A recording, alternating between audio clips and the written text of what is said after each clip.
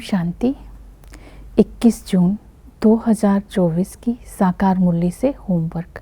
आज की मुरली से हम लक्ष्य लेंगे, सूर्यवंशी डायनेस्टी में ऊंच पद पाने के लिए सच्चा ब्राह्मण बनने का पुरुषार्थ करना है।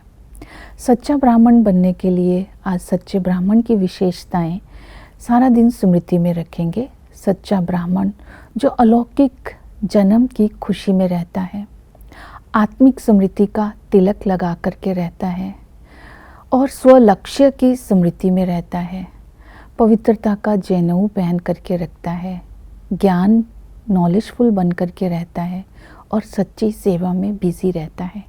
ये विशेषताएं सच्चे ब्राह्मण की है। पहला है अलौकिक जन्म। तो हम ब्रह्मा मुख की संतान अर्थात ब्रह्मा के द्वारा शिव बाबा ने हमें एडॉप्ट किया है।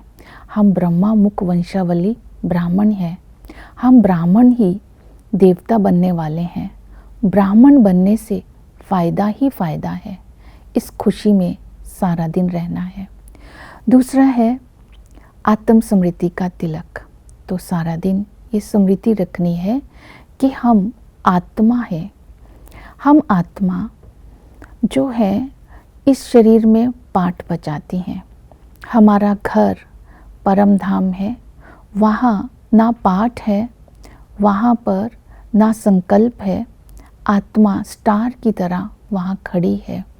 तो जब हम स्वस्वरूप को और स्वदेश को याद करेंगे तो आत्मा का पिता स्वतः ही याद रहेगा। तो स्वस्वरूप अर्थात आत्म स्मृति को स्मृति में रखेंगे, आत्म स्वरूप का तिलक लगा करके रखेंगे। फिर है स्वलक्ष्य। स्वलक्ष्य में आज बाबा ने कहा, तुम ब्राह्मण ही भविष्य में लक्ष्मी नारायण बनने वाले हो।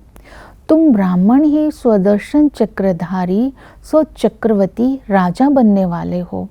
तुम ब्राह्मण ही स्व सूर्यवंशी बनते हो। सूर्यवंशी है नंबर 1 डायनेस्टी।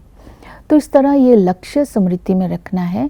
स्वदर्शन चक्र जो हम चलाते हैं, ये स्वदर्शन चक्र अहिंसा का चक्र है।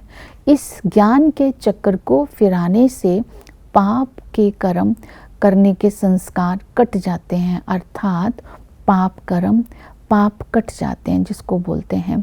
तो ये हिंसा वाला चक्र नहीं है। चक्रवर्ती राजा अर्थात जब हम ज्ञान स्वरूप हो जाएंगे तो बेहद की वृत्ति से सेवा करेंगे, तो बेहद की वृत्ति से सेवा करने वाला चक्रवर्ती राजा बनता है। तो ये लक्ष्य को आज स्मृति में रखना है।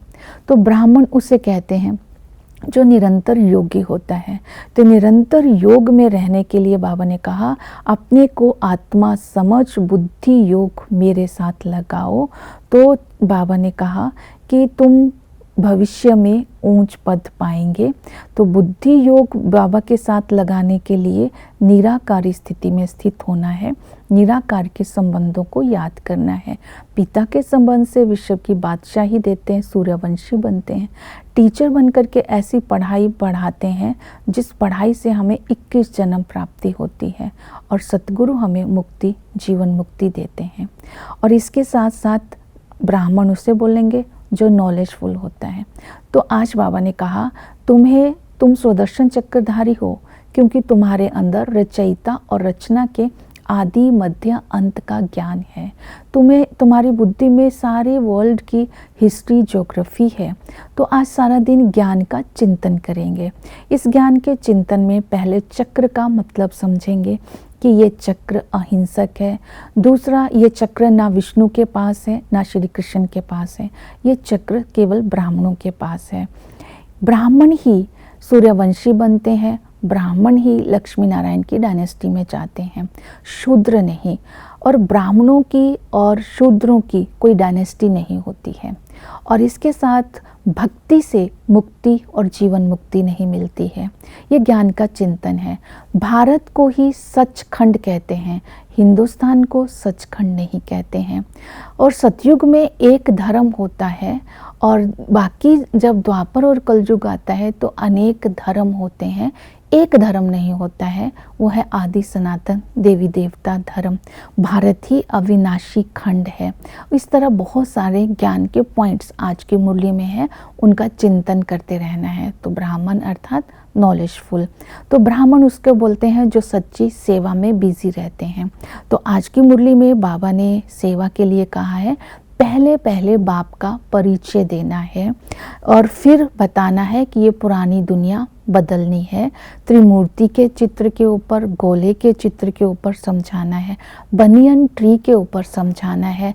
जब उस ट्री को समझ ले जाएंगे तब ये वाला अहंकार उनका ख़त्म हो जाएगा, हम फलाने धर्म के हैं, क्योंकि इससे पता चलता है कि हम एक धर्म से ही ये सारा झाड़ निकला है, हम सब एक पिता की संतान है। ओम शांति।